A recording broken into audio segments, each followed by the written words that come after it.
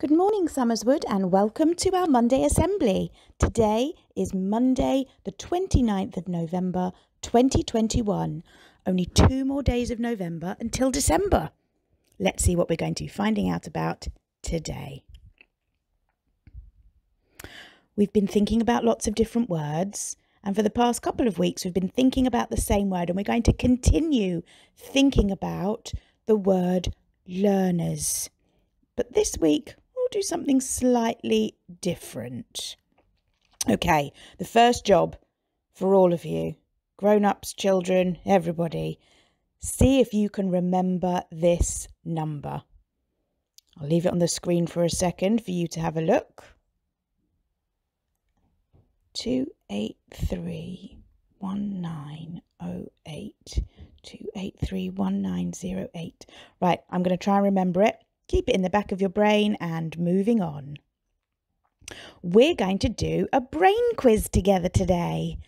Put your hands up if you're ready for a quiz. I want to see more hands up than that. Right, let's get started. The brain tells us that if we always do something on a regular basis, there is a possibility we will become good at it. Does that apply to learning?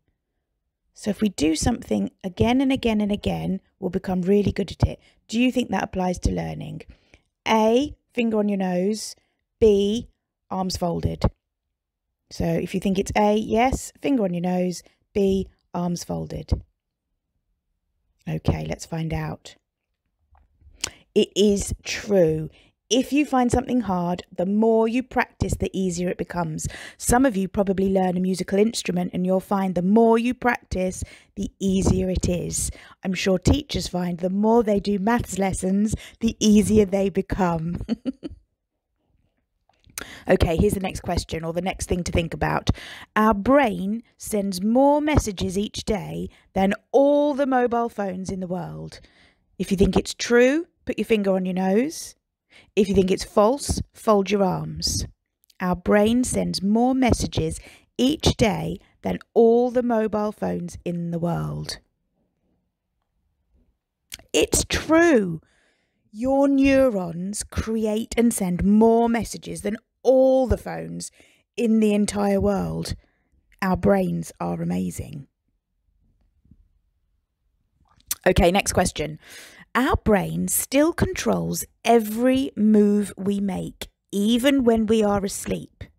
Do you think that's A, not true, the brain also sleeps, B, the brain works all the time, or C, we don't know this yet? So A, finger on your nose, B, fold your arms, C, put your hand up.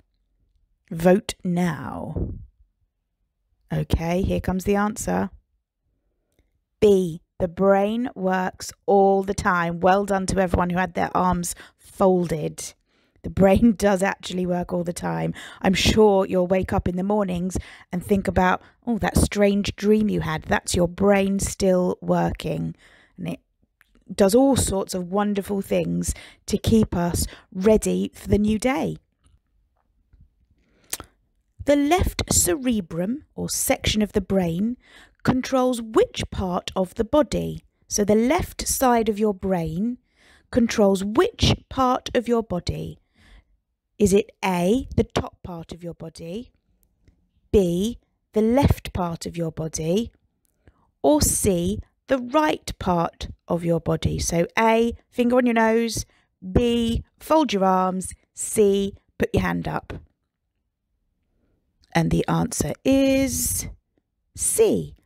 It's the right side of your brain. So the right side of your brain controls the left side of your body, and the left side of your brain controls the right side of your body. And this picture shows you all the different parts of your brain that are on the left side and the right side. Very interesting to look at.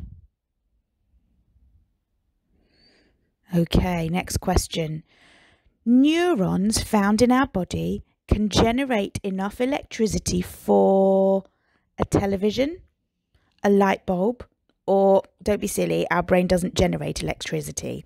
So the neurons racing around our body can create enough electricity for A, finger on your nose, a television, B, fold your arms, a light bulb, or C, our brain doesn't generate electricity?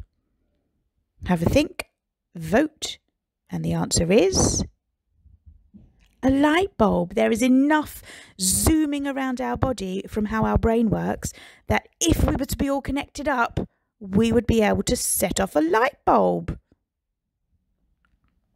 Okay, let's see who can get this one right. The brain is protected by a hard structure called A, muscles, B, lobes, or C, skull. A, finger on your nose, B, fold your arms, C, put your hand up. Let's see who's got it right. C, it's the skull. That's absolutely correct. Your skull protects your brain and it does a very good job. Right, time for you to be thinking now. How heavy is the average human brain? Is it A, around 1,300 to 1,400 grams?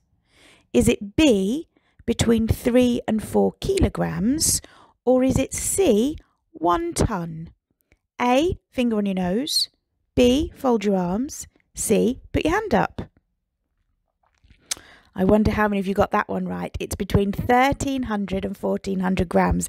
I hope not many of you said 1 ton. I'm not sure we'd be able to hold our heads up if that was the case.